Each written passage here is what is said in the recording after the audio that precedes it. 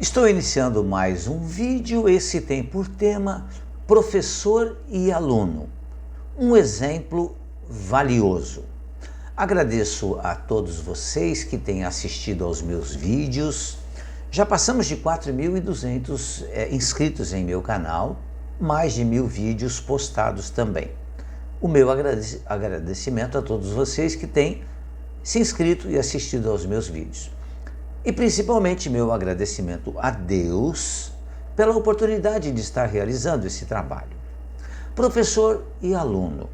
Hoje nós vivemos uma situação na escola diferente de épocas atrás.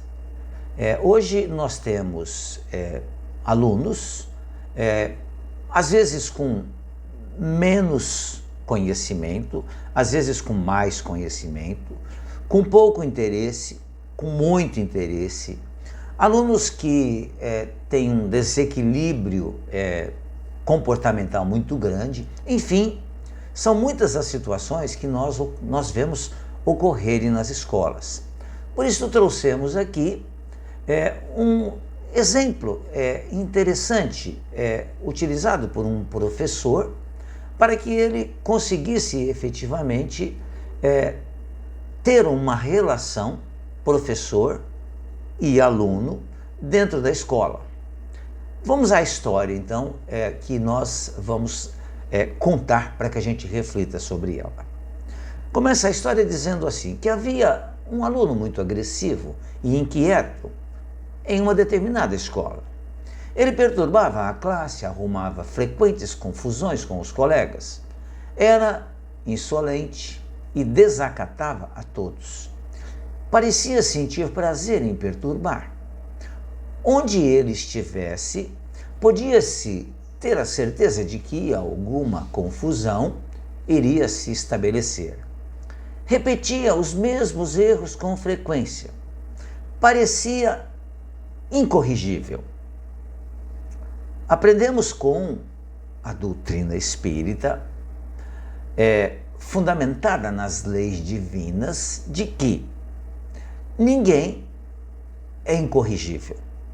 Todos nós, espíritos imortais que somos, por mais perturbados e desequilibrados que estejamos, nós iremos nos corrigir. As leis divinas têm como fazer isso. E certamente isso vai nos trazer muitas dores, mas certamente iremos nos corrigir. Continuando a história. Os professores não suportavam mais a sua presença. Chegaram mesmo a planejar expulsá-lo do colégio, o que seria muito mais prático para a escola, para os colegas e para os próprios professores. Foi então que entrou em cena um professor que resolveu investir naquele jovem. Procurou entender o que é que se estava passando com aquele jovem, que era e é um filho de Deus. Mas para ter atitudes como aquele ele estava tomando, certamente havia uma razão. Porque nenhum efeito ocorre em nossa vida sem que haja uma causa. Os seus colegas professores disseram que seria perda de tempo, porque aquele jovem tratava-se de um caso perdido, sem solução mesmo. Mas, mesmo não tendo apoio dos seus colegas, o professor começou a procurar o aluno nos intervalos das aulas para conversar. No início era apenas um monólogo, só o professor falava. Aos poucos, ele começou a envolver o jovem com suas próprias histórias de vida e com suas brincadeiras, porque todos nós trazemos em nós as nossas memórias. Na presente reencarnação, nós trazemos as nossas experiências já vivenciadas.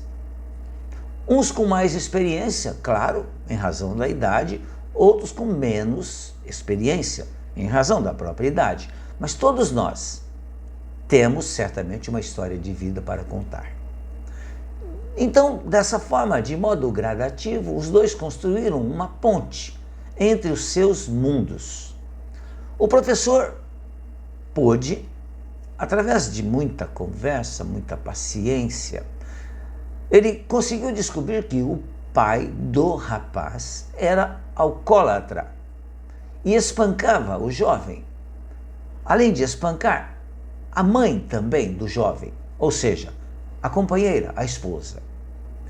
O professor compreendeu que, embora ele parecesse insensível, ele era um jovem que chorava muito, longe dos outros.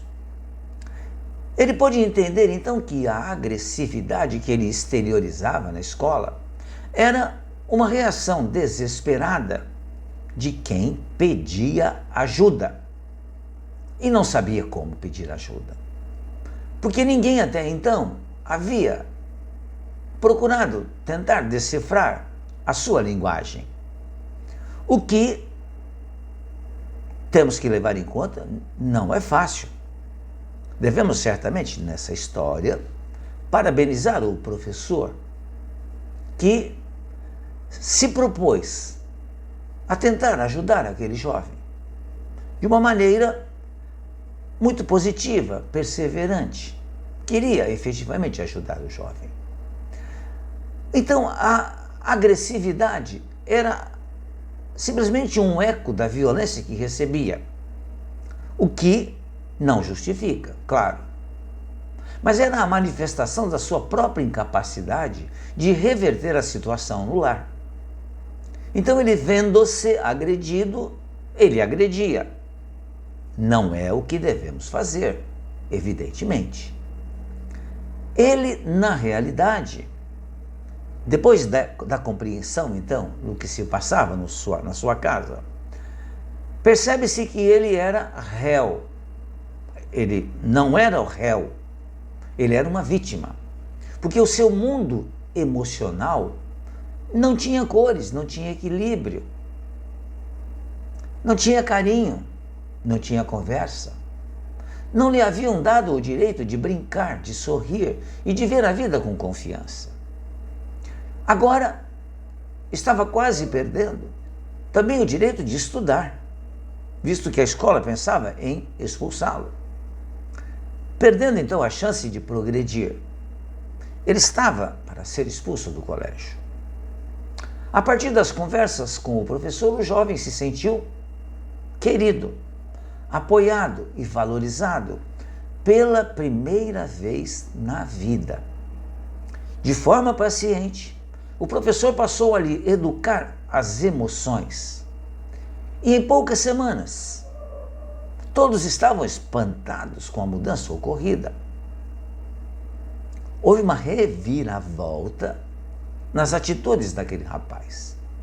O rapaz revoltado começou a demonstrar respeito pelos outros, abandonou sua agressividade e passou a ser afetivo. Cresceu e tornou-se um bom aluno. Um bom aluno. Porque nós sabemos que não há milagre. As mudanças, elas ocorrem de forma natural. E a história aqui contada, ela pode muito bem ser uma história verdadeira ou algo ficcional.